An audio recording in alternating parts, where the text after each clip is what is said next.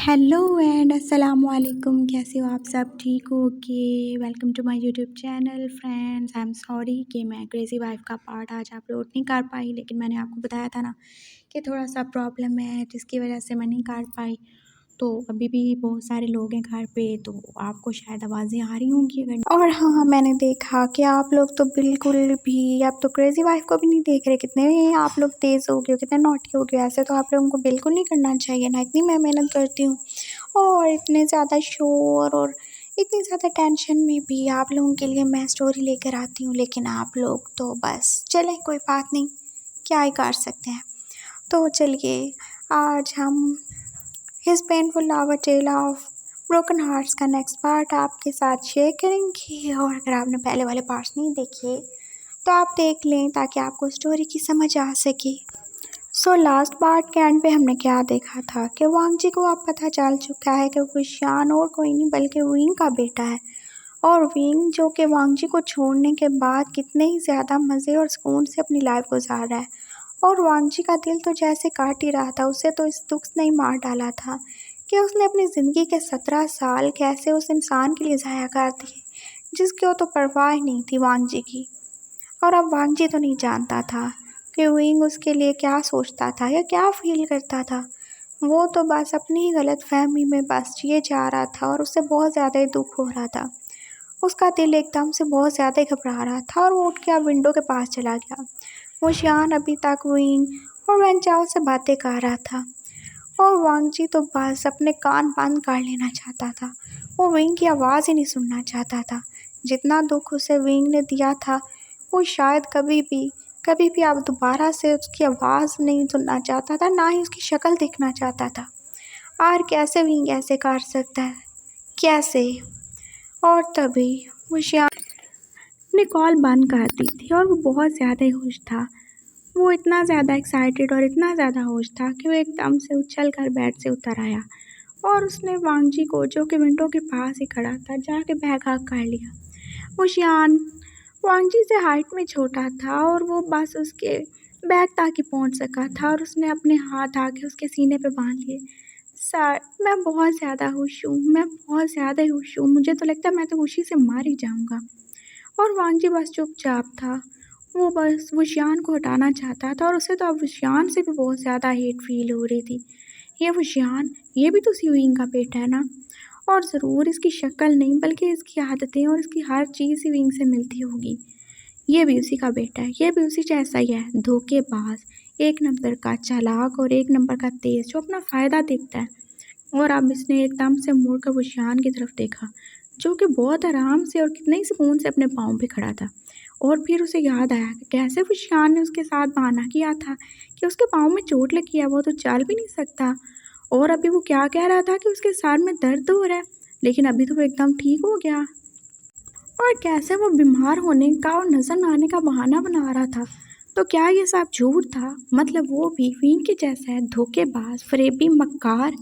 उसने एकदम से आगे बढ़ के जैसे वुशियान को गले से पकड़ लिया। अब वो उसका गला ही दबाए जा रहा था और वुशियान को तो सांस ही नहीं आ रही थी। क्या हुआ सर? आप क्यों ऐसे कर रहे हैं? क्या मैंने कर दिया है? आप इतना गुस्सा क्यों हो रहे हैं? तुम तुम उस धोखेबाज विंग के बेटे हो, तुम भी मक्कार हो, फरेबी हो। तुमने मेरे जज्बात के साथ खेला, मैंने तुम्हें एक मासूम सा बच्चा समझा था और तुम क्या निकले? तुमने मेरा फ़ायदा उठाने की कोशिश की, मुझसे झूठ बोला कि तुम बीमार हो, तुमसे चला नहीं जा रहा, तुम्हें नज़र नहीं आ रहा, और आप कितने मज़े से, तुम और कितनी आसानी से यहाँ पे खड़े हो। हाँ, तुम धोखेबाज तो हो गई ना। तुम्हारे अंदर खून किसका है? उस फरेबी, उस मक्कार, उस चालबाज विंग का। तो तुम भी उस जैसे ही निकलोगे ना। आखिर खून का असर तो होना ही था ना। और अब वो बोल रहा था और साथ साथ में उसका गला बस दबाए जा रहा था और उसने एकदम से गला दबाते दबाते अब उसको बेड पे फेंक दिया था, लेकिन अभी तक उसकी गर्दन छोड़ी नहीं थी। और वो शाहनूद को छुड़ाने की कोशिश भी नहीं कर रहा था। वो तो बस फटी-फटी नज़रों से उसकी तरफ देखे ही जा रहा था। उसे यकीन ही नहीं आ रहा था कि उसके सर को क्या हो गया। सर, सर प्लीज़ मुझे छोड़ दे, मुझे सांस नहीं आ रही। वो बस यही कह रहा था। हाँ, अच्छा है, बंद हो जाए तुम्हारी सांस, मर जाओ तुम। तुम जैसे लोगों को, विंग जैसे लोगों को मार ही जाना चाहिए। तुम जैसे धोखेबाज लोगों को ज़िंदा रहने का कोई हक नहीं। तुम सिर्फ होते इसलिए हो ताकि अपनी खूबसूरती और मासूमियत से हम जैसे लोगों को बेवकूफ़ बनाओ, हमारे जज्बात के साथ खेलो, हमारा फ़ायदा उठाओ। और जब तुम्हारा मतलब निकल जाए तो हमें दूध से मक्खी की तरह निकाल फेंको। तुम लोग इसी काबिल हो, तुम जैसे लोगों को जिंदा रहने का कोई हक ही नहीं। वो बोल रहा था और उसने बहुत ज़ोर से अब उसका गला दबाना शुरू कर दिया और अब तो वो जियान से बोला भी नहीं जा रहा था और उसकी सांस तो जैसे अब अटक ही रही थी और थोड़ी देर बाद ही उसकी सांस एकदम से रुक ही गई थी और अब वांगजी उसे देखे जा रहा था। अच्छा है, मर जाओ तुम और तुम्हें जहन्नुम में भी जगह ना मिले, मैं यही दुआ करूँगा। तुम जैसे लोगों को तो ज़िंदा रहने का और इस दुनिया में आने का ही हक नहीं है। मर जाओ तुम, बहुत सुकून से मरो। और अब वो उसकी तरफ देख रहा था। वो जियान तो मर चुका था और उसकी आंखें अभी तक खुली हुई थी और अभी भी वांगजी से सवाल कर रही थी कि आखिर उसने उसे क्यों मारा। और अब वांगजी अपने हाथों की तरफ देख रहा था और उससे अपने हाथों पे सिर्फ खून ही खून नजर आ रहा था। लेकिन ये खून कहाँ से आया? उसने तो गला दबा के मारा था ना, उसने तो चाकू से या छुरी से तो नहीं मारा। ये खून कैसा है? और उसका दिल बोला, क्योंकि तुमने खून किया है, तुम कातिल हो। तुमने उस मासूम से लड़के को मार डाला बिना सच्चाई जाने, बिना उसको सफाई का मौका दिए। तुम कातिल हो वांगजी, तुम कातिल हो और तुम्हारे हाथों पे हमेशा उसका खून रहेगा। तुमने उसको जान से मार डाला सिर्फ विंग का बदला लेने के लिए। तुम इतना ज़्यादा गिर चुके हो वांगजी कि तुम्हें कोई होश ही नहीं है। तुम एक इंसान का बदला एक और इंसान से कैसे ले सकते हो? कहाँ गई तुम्हारी एजुकेशन, कहाँ गए तुम्हारे बिहेवियर और कहाँ गए तुम्हारे मैनर्स? और तुम जो इतना अच्छा होने का नाटक करते थे, क्या तुम्हें उसका भी ख्याल नहीं आया? वांगजी, तुम एक कातिल हो, तुमने उसको मार डाला। नहीं, मैं कातिल नहीं हूँ, वो यही डिजर्व करता था। वो धोखेबाज था, वो मक्कार था, वो फरेबी था। हाँ, वो धोखेबाज मक्कार फरेबी जो भी था, लेकिन तुम्हें किसने हक दिया कि तुम उसे मार ही डालो? उसका दिल उससे कहे जा रहा था, तुम कातिल हो वांगजी, तुम्हें जिंदा रहने का कोई हक नहीं है। तुमने उस मासूम लड़के को जो पहले ही मरने वाला था, तुमने मार दिया और कितनी बेदर्दी से मार दिया। उसकी बात तक नहीं सुनी तुमने। उसका दिल उसको जैसे मुसलसल बोले जा रहा था और अब वांगजी एकदम से फूट फूट के रोना शुरू हो गया। नहीं, मैंने उसे नहीं मारा, मैं नहीं उसका कातिल। वो बस मर गया और उसे मेरे हाथों से ही मरना था। मैंने जानबूझ के कुछ भी नहीं किया, मैंने उसे नहीं मारा। और अब वो अपना ही मुंह अपने हाथों में छुपा के रो रहा था। नहीं, मैंने नहीं मारा, मैं कातिल नहीं हूँ, उसे मरना था, वो मर गया, मैं क्या करूँ? मैं उसे मारना नहीं चाहता था, लेकिन उसने मुझे मजबूर किया। वो धोखेबाज था, वो फरेबी था, वो विंग का बेटा था। तो क्या विंग के बेटे को जिंदा रहने का कोई हक नहीं? क्या विंग ने तुम्हें छोड़ दिया तो उसको भी जिंदा रहने का हक नहीं? क्या तुम उसे भी मार डालोगे? क्या तुम कातिल हो? बोलो, तुम कातिल हो? कितने लोगों को मारोगे तुम? कितने लोग हैं जो धोखेबाजी करते हैं? कितने लोग हैं जो दूसरों का दिल तोड़ते हैं? किस किस को मारे खुद तुम? और उसका दिल उसको बोला जा रहा था और वांगी बस ये जा रहा था और बस वो बोल रहा था, नहीं, मैं कातिल नहीं हूँ, मैं बुरा नहीं हूँ, मैंने कुछ भी जानबूझ के नहीं किया, मैंने कुछ भी नहीं किया, प्लीज़ प्लीज़ चुप हो जाओ। और अब उजियान उसके सामने हाथ हिला रहा था। उसने देखा कि वांगजी तुम बस मुसलसल उसकी तरफ देख ही जा रहा है। सर, क्या हुआ? क्या सोच रहे हैं आप? और अब वांगजी जैसे होश में आया तो ये सब क्या था? उजियान तो उसके सामने सही सलामत खड़ा है और उसकी तरफ हैरानी से देख रहा था और वांगजी ने एकदम से उसे पकड़ लिया। तुम मरे नहीं, तुम जिंदा हो, तुम ठीक हो? हाँ सर, मैं ठीक हूँ और देखिए मैं तो आपके सामने खड़ा हूँ। और अब वांगजी को फिर से उस पर गुस्सा आया। पर तुम्हें तो चोट लगी थी ना, तुम तो चल नहीं सकते थे और तुम्हारे सर में दर्द हो रहा था, एकदम से ठीक कैसे हो गए तुम? बताओ मुझे। और अब उसको बहुत ज़्यादा गुस्सा आ रहा था वुशियान के ऊपर और वुशियान एकदम से जैसे चुप हो गया। ओ नो, सर को तो पता चल गया। वो सर, मैं तो, मेरे पाँव में अभी भी चोट लगी है, मुझे दर्द हो रहा है और मैं तो एक्साइटमेंट में पास खड़ा हो गया। सही से देखे, मुझे चोट लगी है ना, ये देखिए मेरा पाँव रेड हो चुका है। और वांगजी ने अब एकदम से उसे खींच के थप्पड़ मारा। झूठे, मक्कार, धोखेबाज, कितना झूठ बोलते हो तुम सब लोग ऐसे क्यों होते हो? सिर्फ शक्ल नहीं मिलती बल्कि तुम्हारी आदतें भी उस जैसी मिलती हैं। और अब उजियान उसकी तरफ देख रहा था और अब वो रोना शुरू हो गया। सर प्लीज़ देखिए, आप मुझे मारे नहीं, आई एम सॉरी, मैंने आपसे झूठ बोला, लेकिन मैंने जानबूझ के तो कुछ भी नहीं किया। और अब वो रोना शुरू हो गया।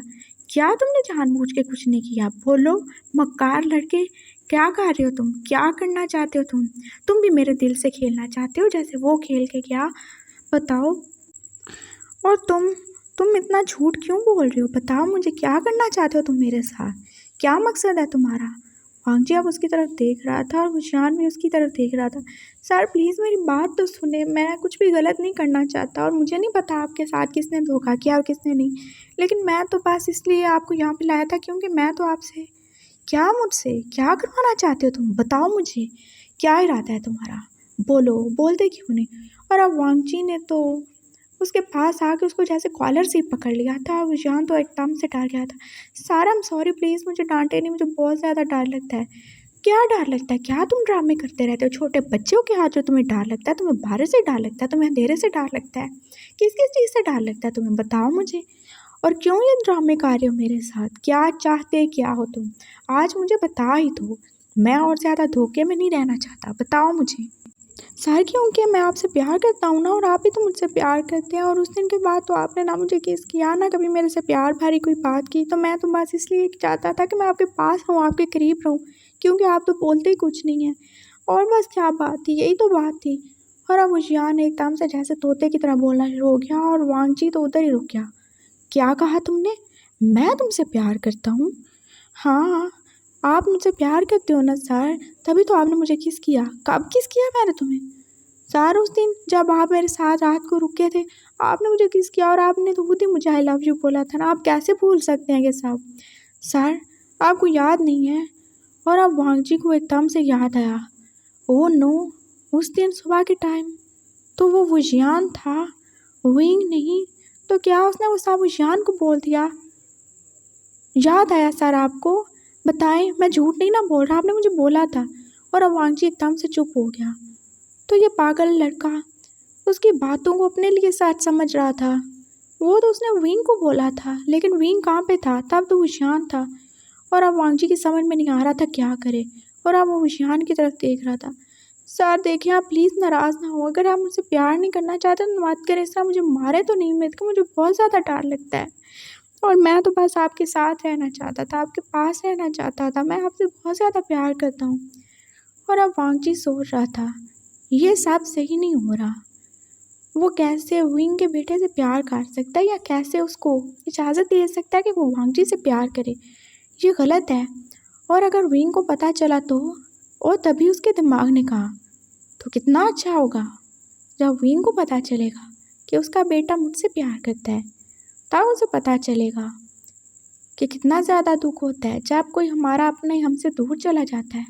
अगर मैं उसके बेटे को इससे दूर कर दूँ तो कितना अच्छा होगा ना विंग के लिए। उसका दिमाग कह रहा था, लेकिन तभी उसका दिल बोला, वांगजी ये क्या कर रही हो तुम? जो भी हुआ तुम उसमें वुशियान को इस्तेमाल नहीं कर सकते, वो एक मासूम लड़का है। तुम्हारे और विंग के पास से उसका कोई भी लेना देना नहीं है, और सिर्फ उसकी शक्ल विंग से मिलती है। इसका मतलब ये तो नहीं है कि तुम जो मर्जी करो उसके साथ।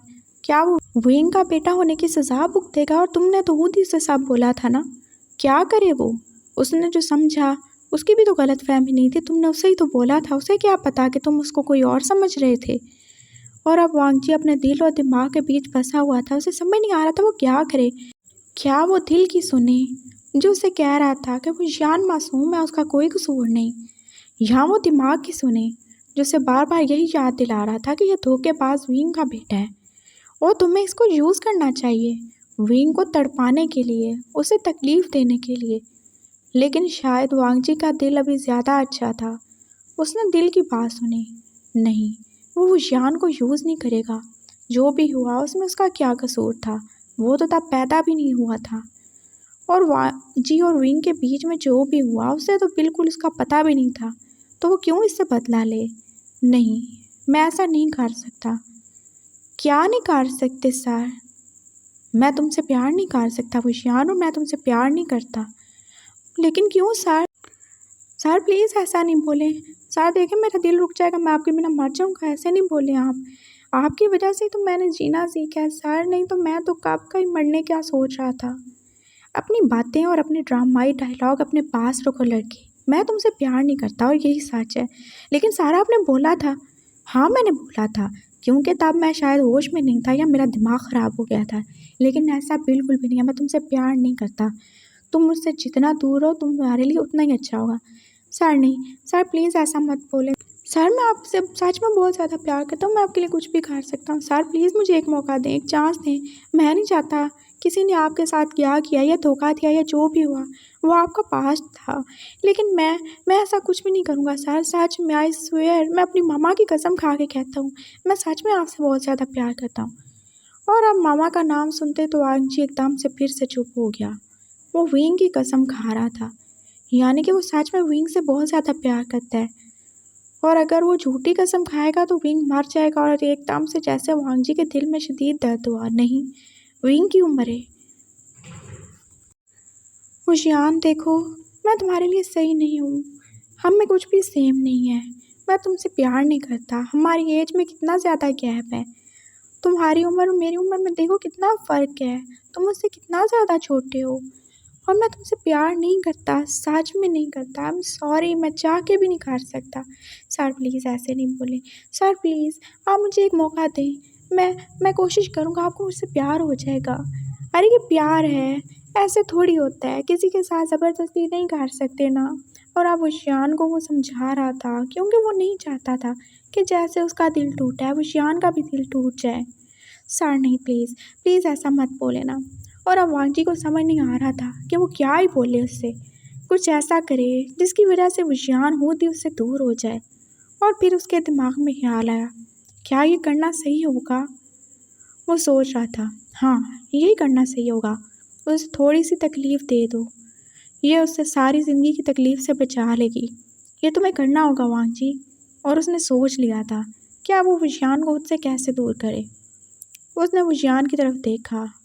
उशियान बहुत ही उम्मीद और बहुत ही फरियाद भरी आंखों से उसकी तरफ देख रहा था। सर प्लीज़, सर मुझे एक चांस दे दें, मैं वादा करता हूँ मैं आपको तंग नहीं करूँगा। और आपका प्यार मेरे लिए काफ़ी है।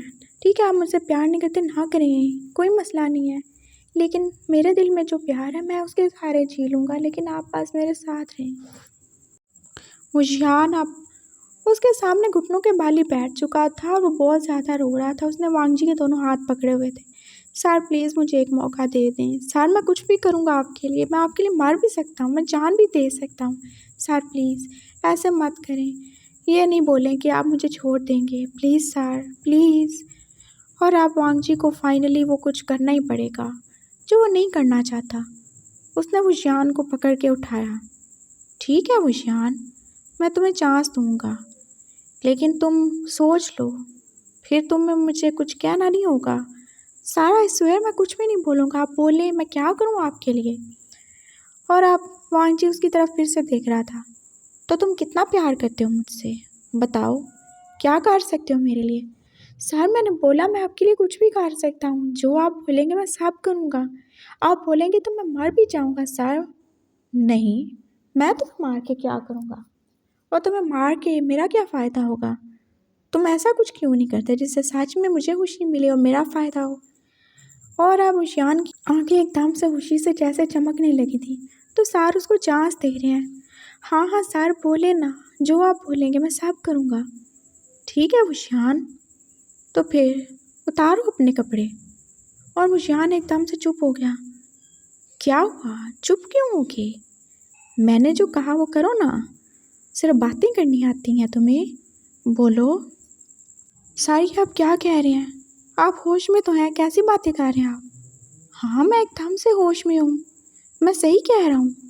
तुमने ही तो कहा ना कि तुम मेरे लिए कुछ भी कर सकते हो, तो क्या तुम मुझे खुश नहीं कर सकते। और प्यार में तो ये सब नॉर्मल है ना, लोग तो एक दूसरे के साथ क्या कुछ नहीं करते। तो तुम क्या मुझे खुश नहीं कर सकते, मेरे साथ सेक्स नहीं कर सकते, बोलो। और अब उशियान तो बस चुप ही हो गया था, वो क्या बोलता। सर ने ऐसी बात बोल दी थी जिसकी उसे उम्मीद ही नहीं थी। सर मैं आपके लिए अपनी जान दे सकता हूँ, लेकिन मैं ये सब नहीं कर सकता, ये ठीक नहीं है, ये बहुत गलत है। क्या गलत है, कुछ भी गलत नहीं है, प्यार में कुछ भी गलत नहीं होता। और प्यार में तो लोग कुछ भी करते हैं ना, तो तुम क्यों नहीं कर सकते, करो ना, आओ ना मेरे पास आओ। और मैं तुमसे वादा करता हूँ मैं तुम्हें बिल्कुल भी हर्ट नहीं करूँगा, मैं बहुत ज़्यादा जेंटल रहूँगा तुम्हारे साथ, सच्ची में। और तुम्हें अपना प्यार प्रूव करना है ना, तो चलो आओ ना मेरे साथ, आओ मेरे साथ बेड पे चलो। वो आप उशियान को पकड़ रहा था, लेकिन उशियान एकदम से पीछे हो गया। सर प्लीज़ नहीं, मैं ऐसा नहीं कर सकता। नहीं कर सकते, नहीं कर सकते, तो सही है, फिर आइंदा से मेरे साथ ये प्यार मोहब्बत की बातें भी मत करना और कभी मेरे सामने मत आना, समझे तुम? Sir please. क्या प्लीज़ प्लीज़? जब तुम मुझे लिए कुछ कर नहीं सकते तो मैं क्या करूँगा तुम्हारा? बताओ। मैं एक बीमार लड़के का जो मुझसे एज में इतना ज़्यादा छोटा है, जो इतना ज़्यादा पागल है, जिसमें इतने ज़्यादा फॉल्ट है, जो कभी भी मर सकता है, मुझे उस लड़के का क्या फ़ायदा? जब तुम मुझे कोई खुशी नहीं दे सकते, कोई सेटिस्फैक्शन नहीं दे सकते, कोई प्लेजर नहीं दे सकते, तो मैं क्या तुम्हारा अचार डालूँगा? और मैं तुम्हारी फीलिंग्स का क्या करूँ? मुझे नहीं चाहिए।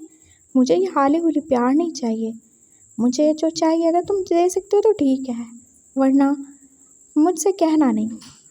और विशान को तो यकीन ही नहीं आ रहा था, उसके सर क्या ही बोले जा रहे हैं। वो ऐसे तो नहीं थे, उन्होंने तो कभी ये सब नहीं चाहा था ना।